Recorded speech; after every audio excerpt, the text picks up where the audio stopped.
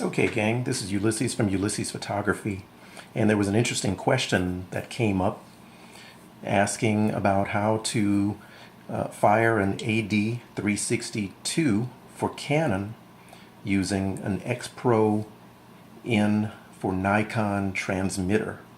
Now, the beauty of the Godox system is that you can mix and match different brands of Godox flashes along with the different brands of Godox transmitters together. So that way, for example, if you have a person shooting Nikon on your team, but you shoot Canon, you're each going to use the Godox transmitter that fits into your hot shoe, but both of you can fire the same lights, the same flashes, regardless of whether that flash is intended for a Sony shooter or a Nikon shooter or an Olympus shooter or otherwise. So you can mix and match those things. Now, here's how we can answer the question that came up specifically in the group just a few minutes ago. We're looking at the screen that the original poster had. Now, he was in a mode, in manual mode. You see the little M at the top left corner. But one thing that I noticed in his screenshot is that he was also in S1 mode. You see a little menu here at the bottom, and each of those menu items corresponds to a button below those menu items. Over here, the third one, or the second one from the right, is the S1, S2 button. So he had that enabled. What is S1, S2 mode? Well, that's basically a dummy trigger mode. It responds optically to any flash signal, any optical flash signal.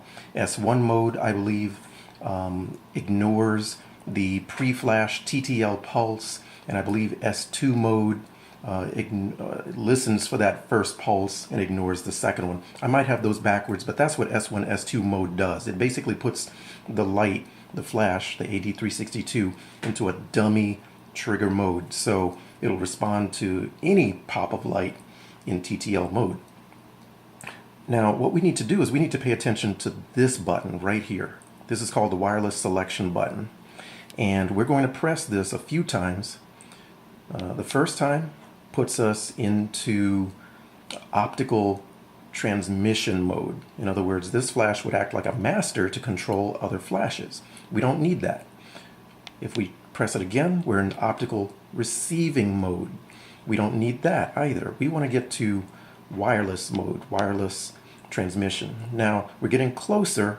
You see that there's a little antenna here. That means that we're in one of the radio wireless modes, but we have a green screen, so that means it's actually in transmission mode. It's not going to receive.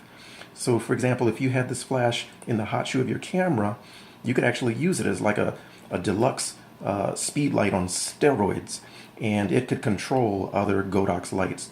But that's not what we're doing here. We're trying to use this as an off-camera flash to receive signals from a transmitter. So we need to press this wireless transmission, wireless selection button again, and now we get an amber screen, and notice that we have control of a number of different things. Right now it's in TTL mode, ITTL specifically for Nikon. It is a slave. I'm on channel 8. I'm in group A, and that's all fine. What I'm going to recommend is that you now press the mode button. Rather than leave it in TTL, I prefer to put all my lights into manual. And so we're still in that receiving mode. We're still in the proper channel, and we're still on group A that I want. All we did was we now changed it to manual instead of TTL mode.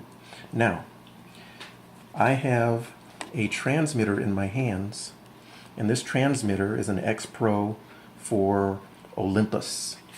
And just to show how we can mix and match the various modes. Sorry about the little break. I just wanted to make sure that you could see the bulb as well as my X-Pro transmitter. But you see my transmitter corresponds with its channel assignment. They're both on channel 8, and I'm controlling group A, and I've got a power level right now of 1 1/28 power. Hopefully you can see that. But I'll press the little pilot button or test button in the lower left hand corner, and when we press those, you see it fires. I can also control power levels as let's see if we can get that focus so everyone can see. Sorry about this rough and ready video, but if I press group A and I dial up the power,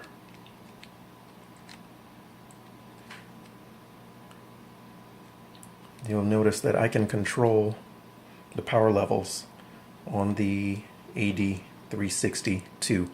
You can't hold them too close together, otherwise it won't receive, but if you just hold it about a foot away, I can control the power up or I can control it down. I can fire it, and you can probably hear it even if you can't see the burst of flash there.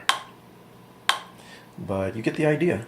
And that's, again, the beauty of the system, that you can mix and match different brands under the Godox umbrella, so that even if you're using different brands of cameras, or you have two shooters who use different brands of cameras, give them the right transmitter for their camera brand, and they will be able to control whichever of the Godox lights you have in the Godox X series. Hope that helps.